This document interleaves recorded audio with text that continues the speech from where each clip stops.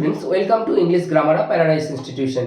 আজ তোমাদের মাধ্যমিক টেস্ট পেপার এবিটি এর পেজ নাম্বার 256 এর গ্রামারটা আজকে সলভ করব। চলো স্টার্ট করছি। দেখো, Teresa enjoyed dash teaching teachers taught at the school. স্কুলে কি এনজয় করতেন তিনি?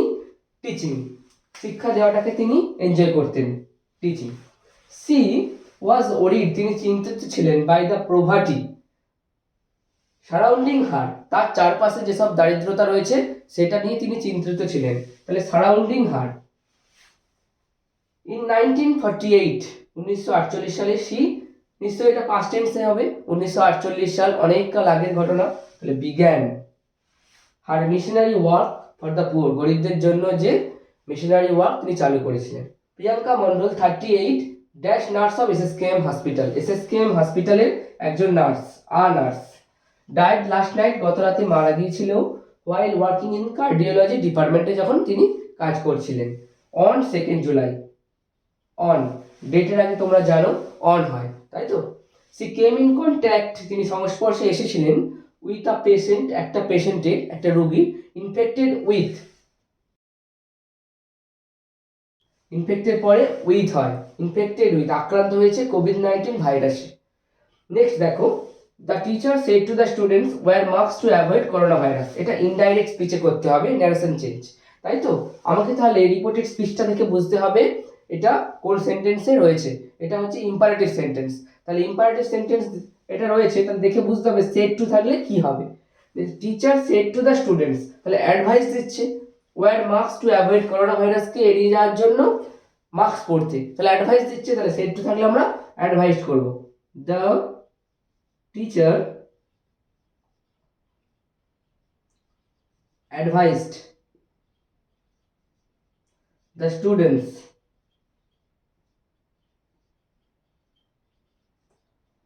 আমরা নিশ্চয়ই জানি ইম্পারেটিভ সেন্টেন্স থাকলে টু দিয়ে আমাদেরকে রিপোর্টিং স্পিচটা যোগ করতে হবে, তাই তো। তাহলে to wear mask, to avoid corona virus. Okay, তাহলে বুঝলে কিভাবে হলো ইম্পারেটিভ সেন্টেন্সে যেটা রয়েছে রিপোর্টিং স্পিচটা সেটা টু দিয়ে যোগ করতে হবে। ক্লিয়ার হলো?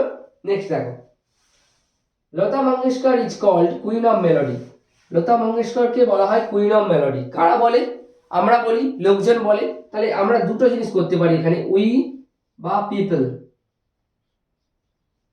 এটা প্রেজেন্টে রয়েছে, প্যাসিভ ভয়েসে রয়েছে, আমাকে অ্যাক্টিভে করতে হবে। তাহলে কল, আমরা তাকে বলি বা ডাকি, কাকে রাখি? লতা মঙ্গেশকর, লতা মঙ্গেশকর কি বলে রাখি? কুইন অফ মেলোডি, তাই তো। এটা তোমরা ইনভার্টেড কমার মধ্যে রাখবে, queen of melody. Okay, next দেখো, statue of unity is the biggest statue in the world. Statue of unity হলো পৃথিবীর সব থেকে বড় মূর্তি বা স্ট্যাচু। দেখো, statue of unity is the biggest, এটা আগের চ্যাপ্টারেও করেছি। তাহলে দ্য বিগেস্ট হচ্ছে সুপারলেটিভ, এটা কম্পারেটিভ কি? বিগার। তাহলে কি হবে? The statue of unity is bigger than any other statue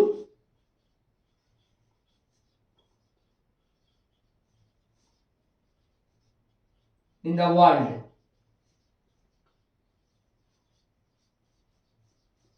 পৃথিবীর যে কোনো স্ট্যাচু থেকে স্ট্যাচু অফ ইউনিটি হলো বড়।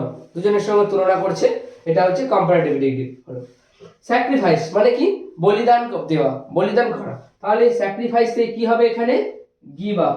এখানে দেখো পাস্ট টেন্সে রয়েছে, তাহলে এটাও পাস্ট টেন্সে হবে, গিভ আপ।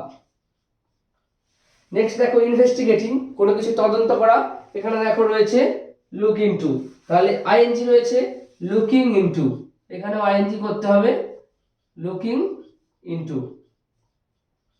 নেক্সট দেখো ক্যান্সেল, ক্যান্সেল মানে বাতিল করা, এখানে রয়েছে কল অফ, তাহলে কল্ড অফ, পাস্ট টেন্সে রয়েছে তোমরা দেখতে পাচ্ছ ক্যান্সেলড, তাহলে কল্ড অফ।